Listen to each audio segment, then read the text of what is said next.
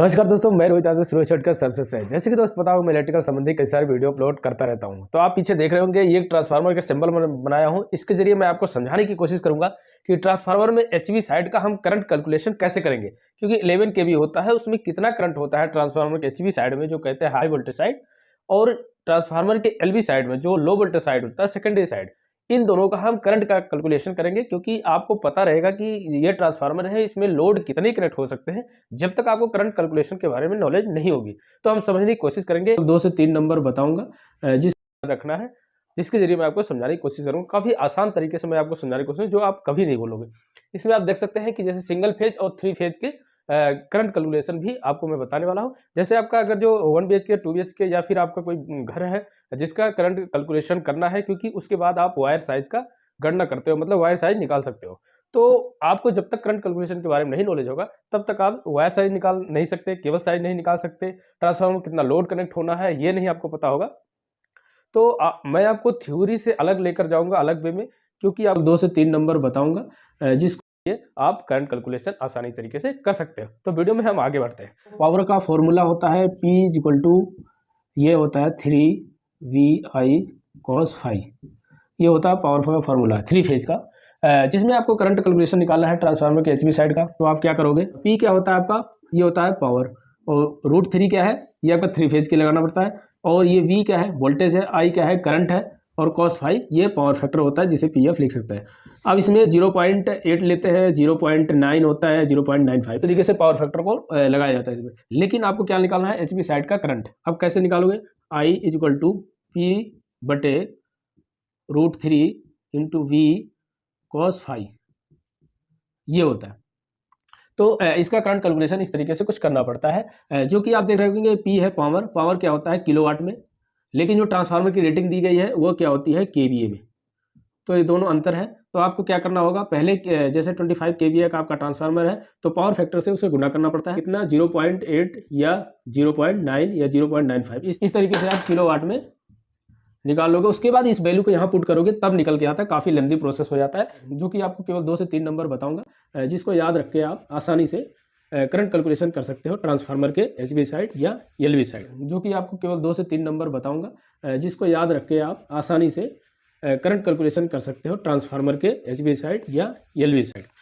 तो वीडियो में आगे बढ़ते हैं। क्या करना है, जैसे आपको एचवी साइड का करंट कैलकुलेशन करना है, तो I = KVA, मतलब ट्रांसफार्मर की जो रेटिंग होगी उसमें आप 90 का डिवाइड करो। जैसे 25 KVA का है तो इसमें 90 से, ठीक। ये रहा आपको एचवी साइड का जो करंट निकालना है, लेकिन आपको इसी तरीके से एलवी साइड का भी निकाल सकते हो। क्या करना होगा, KVA जो रेटिंग होगी ट्रांसफार्मर 0.75, और जैसे 25 KVA ट्रांसफार्मर है तो क्या करोगे, इसको 0.75 से भाग दे दोगे। तो जो आपका एचवी साइड का करंट निकल के आ रहा है वो कितना आएगा, वो आएगा 1.31 एम्पियर। ये आपका एचवी साइड का 25 KVA ट्रांसफार्मर का। लेकिन जो एलवी साइड का निकल के आएगा, वह आपको रेटिंग जो मिलेगी वो मिलेगी 33.33 एम्पियर, इस तरीके से। अब आपको अगर जो ट्रांसफार्मर की रेटिंग बढ़ानी है, जैसे आपको अगर जो 100 KVA का निकालना है तो 100 KVA का निकाल सकते हो। यहाँ पे रेटिंग बदल दो 100 KVA। आपने अगर जो 100 KVA को निकालना है तो क्या करोगे, अब आपका एचवी साइड का जो निकल के आएगा 100 KVA का करंट, वह निकल के आएगा 5.26। ये लमसम है, थोड़ा बहुत इधर उधर हो सकता है दशमलव के बाद। उसके बाद एलवी साइड का जो निकल के आएगा वो आएगा 133.33। इस तरीके से कुछ एलवी साइड का निकल के आएगा। इसी तरीके से 1000 KVA आप कर सकते हो। 1000 KVA में क्या निकल के आएगा, इसमें निकल के आएगा 52.48 एम्पियर, और जो एलवी साइड का निकल के आएगा वो 1333.33 एम्पियर। इस तरीके से कुछ निकल के आएगा, जो कि 1000 KVA ट्रांसफार्मर के करंट रेटिंग। अब ये करंट क्या होता है, जो एलवी साइड में, ये ट्रांसफार्मर का फुल लोड करंट है। इसमें इतना कनेक्ट हो सकता है कंज्यूमर के, इतना बर्डन लेकर ये ट्रांसफार्मर कैरी कर सकता है। तो ये होता है करंट रेटिंग ट्रांसफार्मर। तो हम आते हैं सिंगल फेज का करंट कैलकुलेशन कैसे करेंगे। सिंगल फेज में कैसे कितना करंट कैरी हो रहा है लोड के हिसाब से हम कैसे निकालेंगे, इसमें समझने की कोशिश करते हैं। जैसे कि आपको बताया कि जो P = VI cos फाई, ये हमारा फॉर्मूला है। अब अगर जो 3 फेज का हो जाता है तो इसमें हो जाता है √3 VI cos φ। अब आपको अगर जो करंट कैलकुलेशन करना है तो I = P/B cos φ। अगर 3 फेज का निकालना है तो यहाँ 3 लग जाता है। अब जैसे आपको अगर जो ये दिया है फार्मूला, आप क्या करोगे, जैसे 2 किलोवाट है, आप क्या करोगे 2 गुणे में, अब किलोवाट को आप बदलोगे किस में, वाट में, तो 1000 का गुणा करोगे, रूट में 3 है।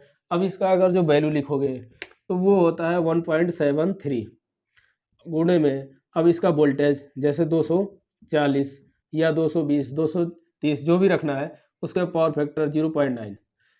इस तरीके से आप कैलकुलेशन अब तक करते आए हो, इस तरीके से। लेकिन मैं आपको जैसे बताऊं, केवल आपको 2 से 3 नंबर को याद रखना है जिसमें आप कैलकुलेशन आसानी से कर सकते हो। 2 किलोवाट आपका लोड है, सिंगल फेज का आप निकाल रहे हो, सिंगल फेज का करंट 2 किलो आपका लोड है, तो 2 किलोवाट गुणे में 4.83, ये आपका जब कैलकुलेशन करोगे तो आपको क्या निकल के आएगा, जो वो निकल के आएगा 9.66 एम्पियर। ये सिंगल फेज किसका, सिंगल फेज 2 किलोवाट का करंट निकल के आ जाएगा।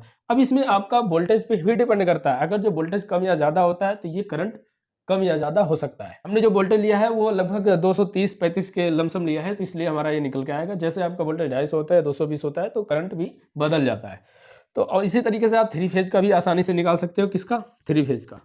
3 फेज का करंट कैलकुलेशन जैसे 2 किलोवाट है 2, अब इसमें क्या करना होगा, इसमें करना होगा गुणा 1.73, इसका गुणा करना होगा, जो आपका निकल के आएगा करंट कैलकुलेशन, जो आपका करंट कैलकुलेशन निकल के आएगा 3.46, ये आपका करंट निकल के आएगा किसका, 3 फेज का। तो मैं आपको समझाने की कोशिश किया कि सिंगल फेज के करंट कैलकुलेशन आप कैसे करोगे, 3 फेज का करंट कैलकुलेशन आप कैसे करोगे, और मैंने आपको बताने की कोशिश किया कि ट्रांसफार्मर के HV साइड का किस तरीके से आप करंट निकाल सकते हो, LV साइड का किस तरीके से करंट निकाल सकते हो। आपको फार्मूले से रिलेट करके और 2 से 3 नंबर को याद कराने की कोशिश किया है, जिससे आप आसानी से करंट कैलकुलेशन कर सकते हो।